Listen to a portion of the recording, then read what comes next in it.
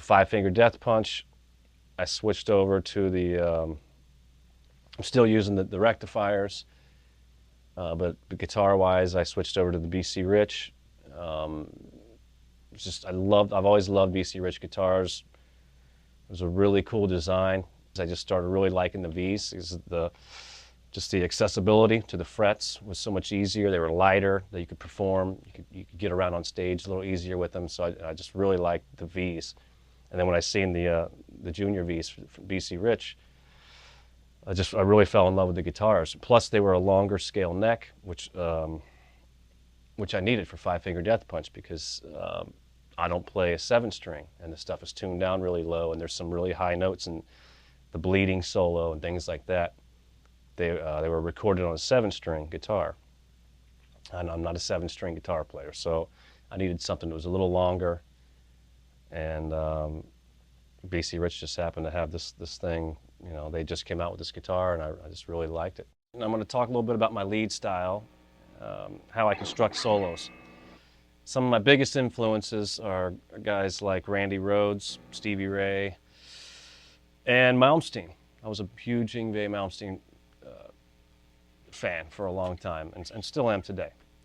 So what I would kind of do is I always practice the pentatonic scale, which Randy and Stevie Ray, they lived in that pentatonic scale quite a bit. So if you take a bluesy lick, say something that Stevie Ray would play,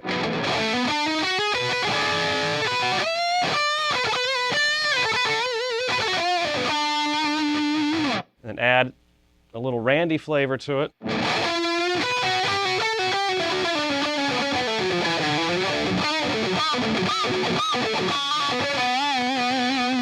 and then maybe throw an arpeggio in there for some Malmsteen.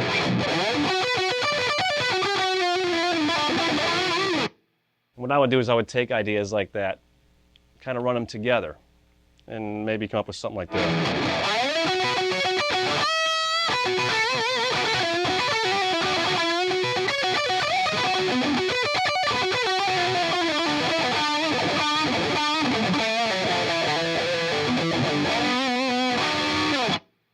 It's one of the ways that I would kind of construct my leads. Just basically taking ideas that I'd practiced for years and years, that I'd gotten from guys, from other players.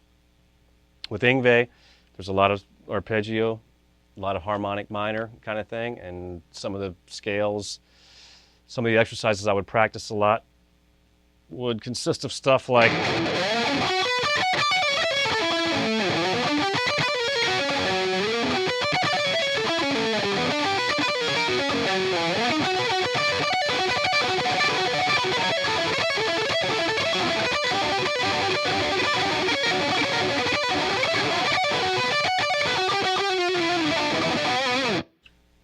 things like that. Stevie Ray is obviously, I copped a lot of blues licks from him. We're playing in the key of E. Of course, my guitar is tuned to B, but we're playing in the key of E. I would take licks.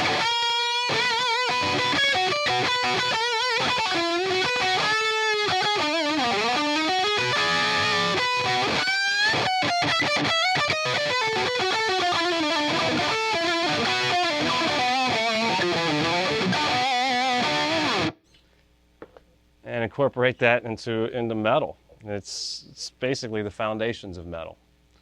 And it's basically what Randy Rhoads did quite a bit too.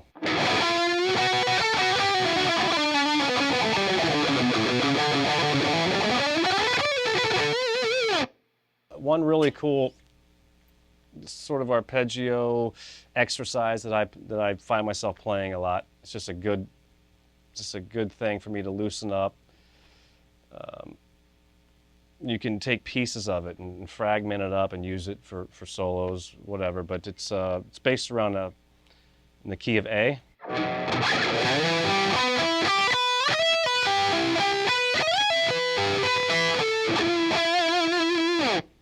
Again.